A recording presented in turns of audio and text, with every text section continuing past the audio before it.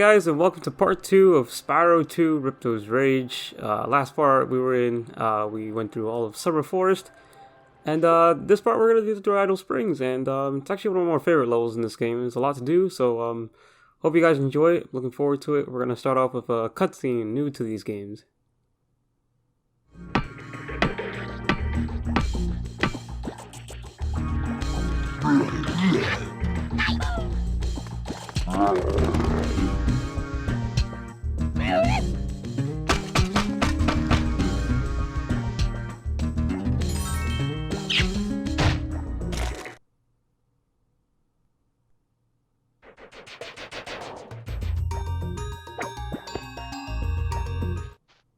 Spyro, the idols we were carving have come to life! They've locked us out of our temples and stolen our food!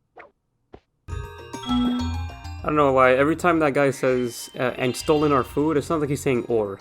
They've locked us out of our temples or stolen our food. Like, it's like, what's going on? But yeah guys, this is Idol Springs. One huge benefit of using that cheat from earlier is that you don't have to come back to this level to get these gems that are under the water here. And it's just so essential, like honestly. I've heard people say that they never use the cheat when playing this game because they just don't feel like it's necessary.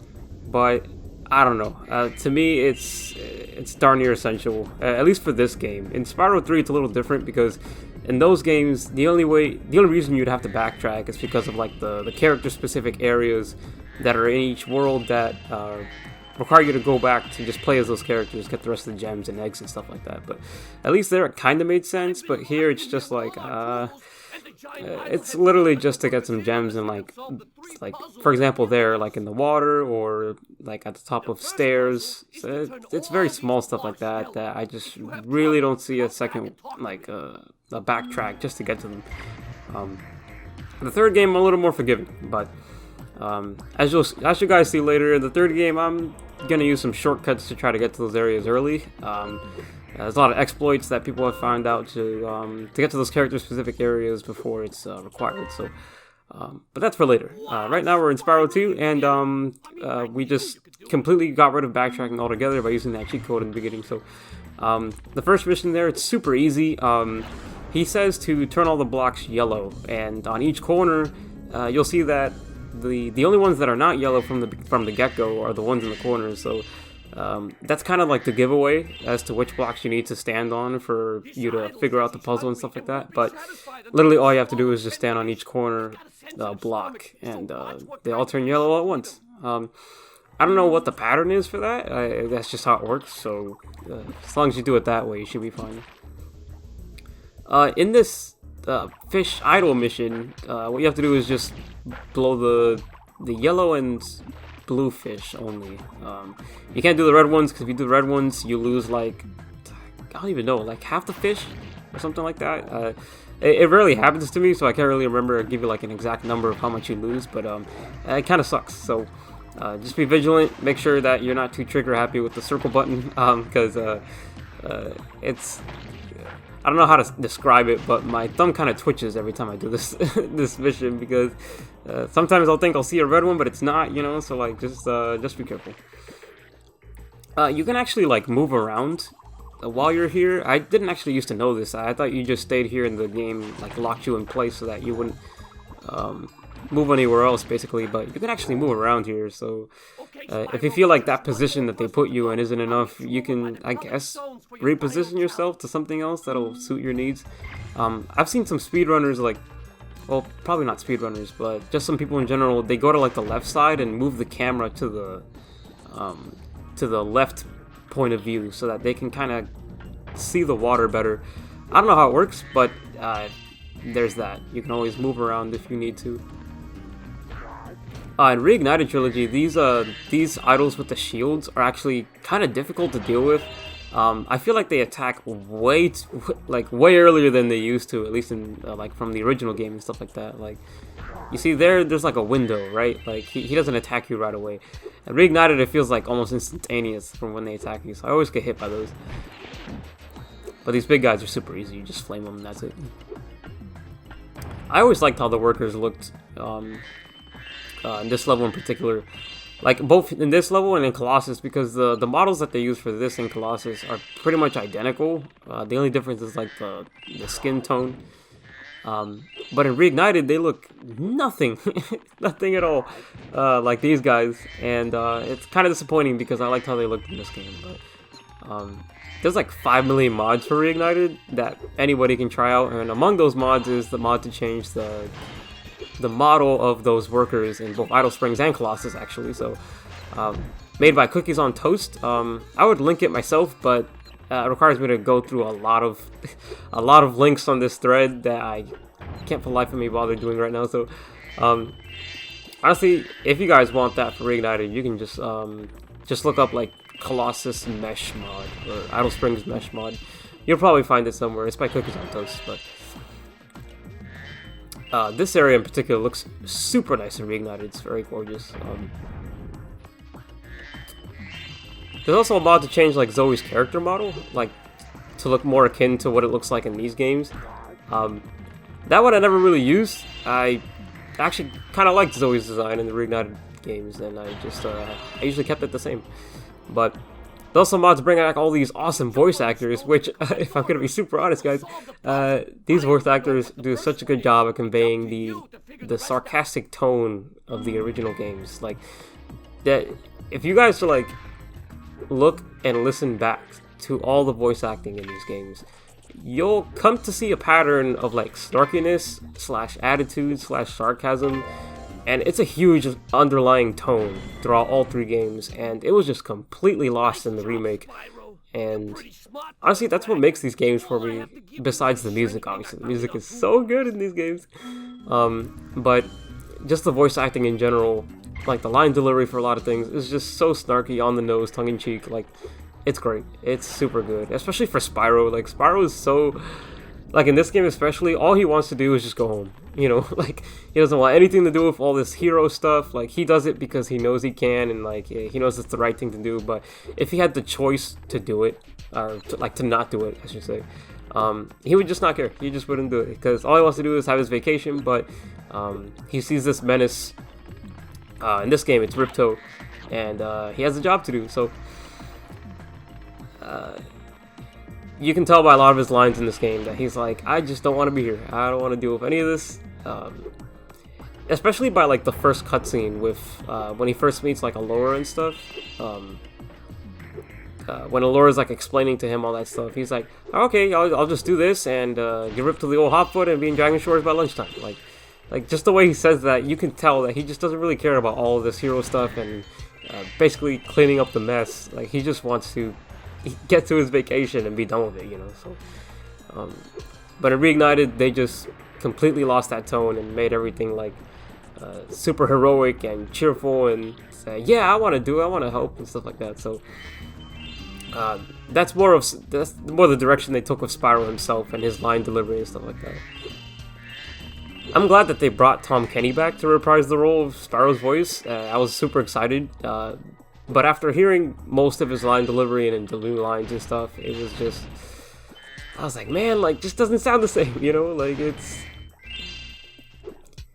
sounds more like child friendly, you know?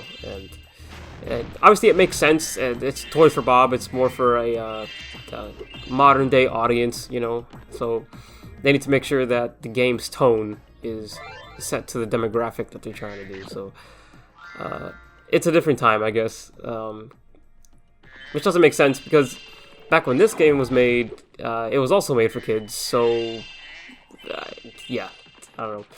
Like I said, times are different. They want to make they want to make everything child friendly, unless like you get those soccer moms that are like, "Oh, why is this happening in this children's game? Like, this isn't good, whatever." So everything's different, but it's okay. It's fabulous to see you, Spyro.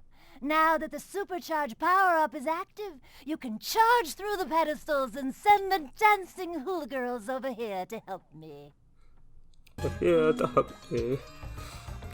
Yeah, this poor lady's strapped down, and I'm not entirely sure why. They're never really clear on what the idol was trying to do. So this part's actually pretty difficult. So supercharging in the original games is super hard. It takes a lot of getting used to, but I think for the most part it gets the job done. It's just like once you're supercharging, any amount of input that you put on left or right, like it's just you go really left or really right. So as long as you're used to that, then you should be fine.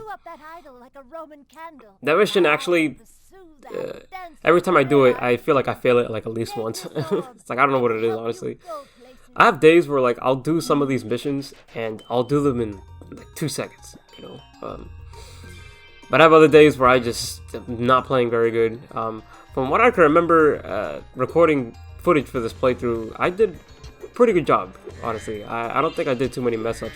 Unlike the first game, I feel like the first game I did a terrible job, like on some of those levels, and I was like, I don't know what I'm doing wrong. I don't know why I'm just sucking at this game. But with Spyro 2 or 3, I have more experience with these games compared to Spyro 1, even though nowadays, if I were to go back to any of these games, I usually play Spyro 1 a lot more, just because as a kid, I mentioned in my Spyro 1 playthrough, I never owned Spyro 1 as a kid, so now that I'm an adult, I get to enjoy that game a lot more now, because as a kid I didn't get to, so that's probably why I go back to Spyro 1 a lot more. But in terms of my overall experience with how to handle the game's controls, the missions, stuff like that, Spyro 2 and 3, very good at, so.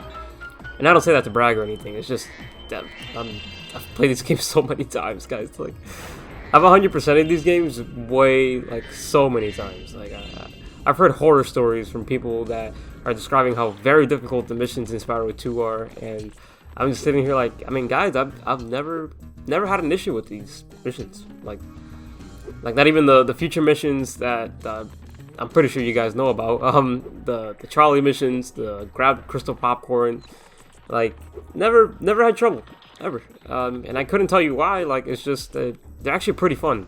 They're super fun missions, so maybe that's why I never had trouble, because I just find them enjoyable. But I know a lot of people had trouble with those, so. Spyro, you're pretty tough. If you ever want a permanent job, we've got a place for you here. For the moment, I want you to have this talisman.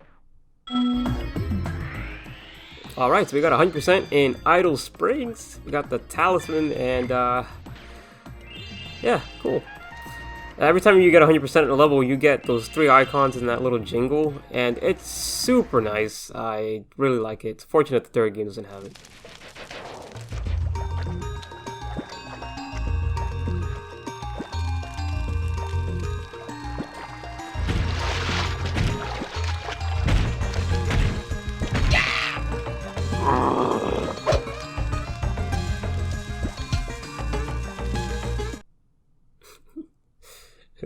I love how they just look at each other. It's like, what should we do?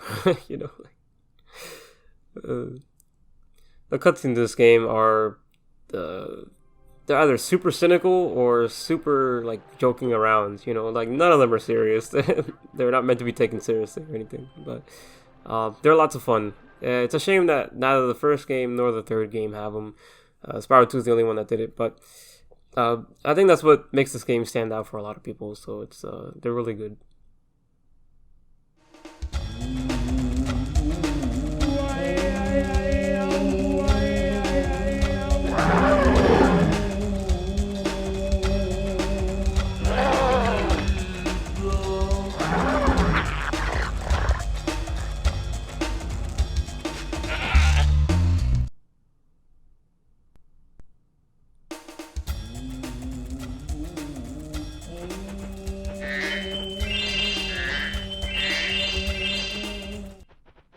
A Yeti has been rampaging around our home, but we've managed to trap him by shutting all the doors. If you talk to the other brothers, they will open the gates and guide you to him.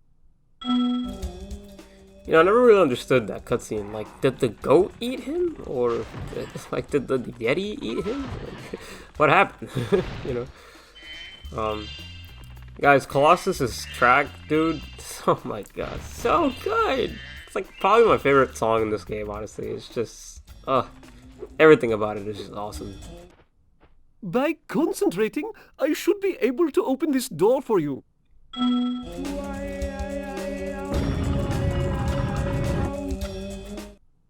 The door's open. Leave me alone. I'm trying to meditate. So, in this game, if you talk to an NPC, I would say like 85% of the time, when you talk to them again, they say something different. And in the case of Colossus, all the second lines of dialogue that these guys say is super good. Like, they're so funny, so like, doesn't want anything to do with Spyro, and yeah, I love it. Who needs a key when you know how to chant like this?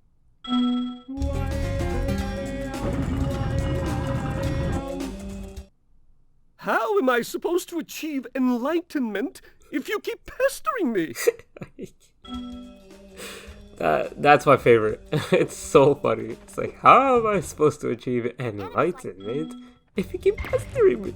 It's like, so good, you know? And not a lot of people, like, maybe would know about that, because as you go through the level, once you walk up to an NPC, you talk to them automatically, right? So then the platform goes up, and you just go on your merry way, you know? But for some reason, Zoe has a different voice actor there. I don't know if anybody else has noticed that, but anyway. So yeah, when the platform rises, you just go on your merry way, and that's it, right? But nobody would really think to, like, talk to them again, right? So when you talk to them again, they say probably the best lines in this game, by far. This is so funny, and they all have to do with, like, their own, like, religious style, and it's like, leave me alone, I'm trying to do what I do best, you know?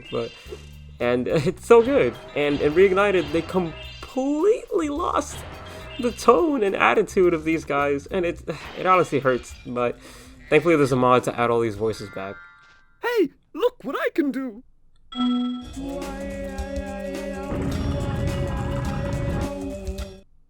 How can you be sure I really exist? And you see, like, even that line, like, that's a reference to Buddhism, and that's what these guys are inspired by. It's that religion. So one of the main parts of it is that they believe in the concept that everything's an illusion, nobody actually exists, right? So the fact that they threw in that line in there for the sake of, like, bringing a reference back to something that's actually real, like, I like that. So stuff like that is cool, you know? So it's a shame that in Reignited, like, all those lines and deliveries were just terrible, like, so bad. But like I said, there's actually a mod that brings back all those original voice actors back, and replaces the new voice acting for the old ones, and for the most part, it's like the greatest mod ever. It's so good. But the voices are kind of like low in that mod, so what you'd have to do is, like, you'd have to basically play the game at 5. You'd have to set the music to 5 and the sound effects to 5, and then leave the voices at 10. And then just increase the volume on whatever device you're using, and then from there you should have a good mix of, like, the music, the voice of those the voice of those old characters, and then, like, all the other sound effects. So if you guys are interested on that, I don't think that's on Nexus mod. If you guys want that, I think it's on ModDB. So go to ModDB, search up Spyro 2 retro voices, and or Spyro 3 virtual voices. They have it for both Spyro 2 and 3, and they're so good. So definitely consider doing that, because it brings back that original tone for the levels and the games themselves, and they're so good. I love it. It's awesome. I would say Colossus is, like, probably my favorite level of Summer Forest. I like Idle Springs a lot, but this level is just so great. The NPCs are awesome. I love the locale too. Like, this looks like one of those winter tundra kinds of places, from like the east side of the world, you know, like southeast China and stuff like that. So really awesome. Oh, thank goodness you scared that evil spirit away. But now it will hide in the statues. If you were to flame all 10 statues, I'm sure you would chase it away for good. So this mission is relatively simple. There's this spirit that goes into these statues and makes them green and mean, so you just have to go up to each one of them and flame it, and that's it. So some of the statues are actually kind of well hidden. I remember when I was a kid, I could never find every statue. I couldn't tell you why exactly, but there's a section behind where the Yeti is that has an entire area back there, and finding that area as a kid made me feel really good, because it was like I was exploring this whole new section of the stage that I didn't even know existed. So, but yeah, it's really satisfying to find, like, the hidden places in these games.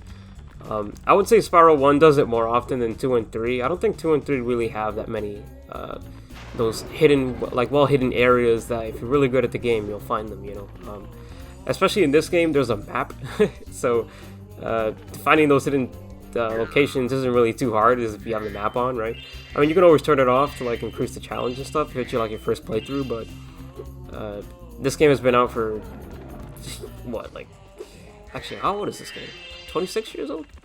It's 2021 now, so that's like 23 years or something. Yeah, so yeah, to almost 25 years to date. If you haven't played this game, do it because it's so good. I love the Spyro trilogy. Yeah. Well done, Spyro! You've scared the evil spirit away! Why don't you take this? I borrowed it from the temple. They don't need it. Yeah, they don't need it. I'm telling you guys, the line delivery is so good in these games, so good. Yeah, so after finding all those statues, you guys might be noticing that I haven't even talked to the NPC to get rid of that Yeti. Usually when I play this game, I have like my own order of doing things. I know that might sound weird because it doesn't really matter, but I always save the talisman NPC for last. So like I do every single mission, I get every single gem I possibly can, and then once everything's done, finished, I got all the orbs, got all the gems that I can, I'll talk to that last NPC, get the rest of the gems, get the last talisman, and then leave. That's just how I do it.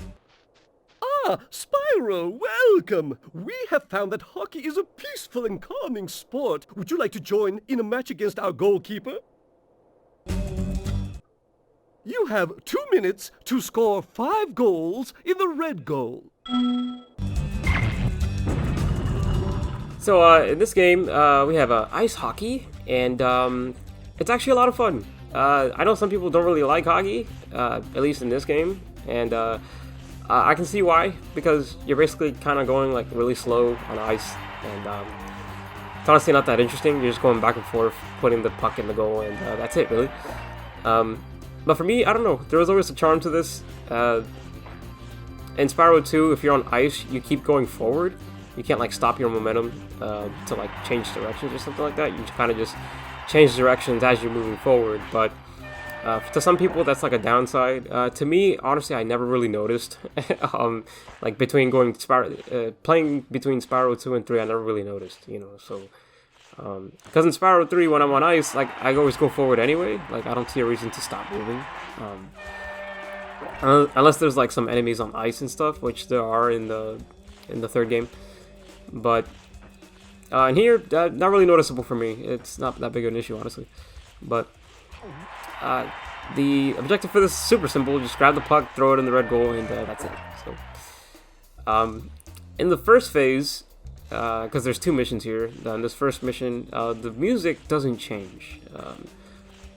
Keeps the same Colossus theme song. But as we'll see in the second mission, the music does change to something else, and I think that's really cool. But we'll see it here in a second. Well done! Have this!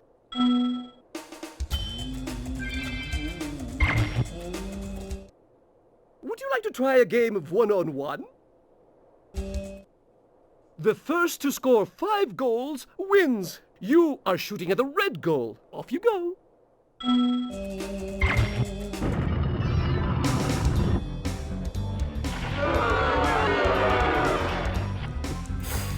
Tell you, man, there's so much charm in these games, man. Like, I love the whole booing thing at the Nord, or well, whatever he is. I'm not actually sure what that guy is, but there's something really odd here. Before I get into that, the puck just got stuck, and the game reset it to to throw it out. At least the game is well programmed to do that, or like to know to do that. But yeah, I love the charm of the game where like this big bad guy comes out. He's like boo, like, you know, like so cool. For this game in particular, this mini game anyway, Reignited lost so much of its charm. For one thing, the model for that the guy that you're versing is so bad. Like, guys, I'm telling you, it looks, number one, it looks nothing like him, and secondly, like the animation for him is nowhere near as crisp or as smooth and fluid as this guy. And I'm not saying this is like some top grade animation, you know, like he's just like doing kind of like the same motion over and over. But I'm telling you, it's so much more fluid. It's so much better, and they really missed it in Reignited. Like it just looks so unnatural. But regardless, we have this game, you know, and it's just so much more polished, at least in my opinion. So I love playing hockey in this game. I don't like playing hockey in Reignited. It's so bad. It's not good at all. I got cheated there. As you can see, he scored a goal, and so how I like to do things when I play Spyro 2 is I try to get every skill point. To me, that's part of getting the 100%. So yeah, we're gonna start that over. The skill point here is to basically do play a game of one-on-one 5-0. Okay, so you can't let the guy score anything. So if you guys want, I'll just let you watch this because this is probably the best game of hockey I've ever playing this game. So yeah, enjoy.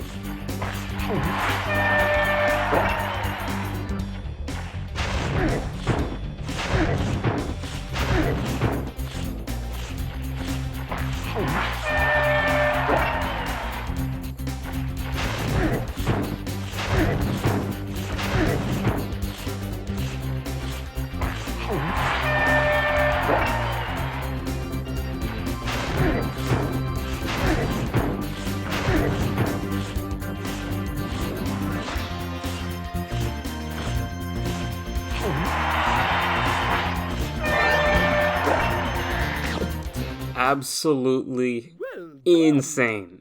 I've never in my life played a game of hockey in this game that was that quick, that good. Like, I just got really lucky because every time the guy would throw the puck out, like the puck would just end up going to the red goalkeeper, and he would push it out, and he pushed it out into my direction, and yeah, so insane. And I'm super glad that I got that on recording because holy chunk, like, whoa, insane. Even though I'm a vegetarian, I think you should kill that Yeti. He's pretty tough, though. In fact, I'm not so sure you're up to it. I don't know. Maybe we could try it.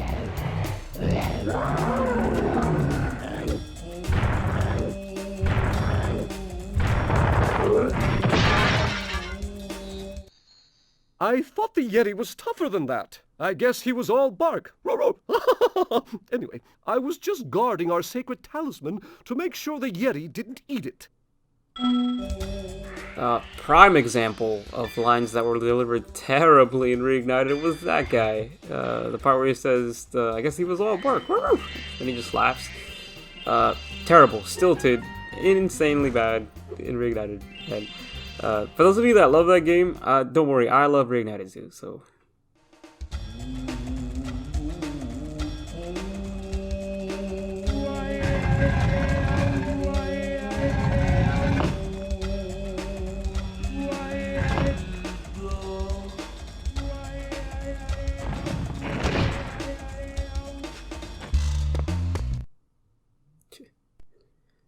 Like I was saying, I love Reignited Trilogy. It's a beautiful, gorgeous game, and I love every detail of every level that they put effort in. But some things just aren't the same, especially with the tone and the sarcasm in the original games. But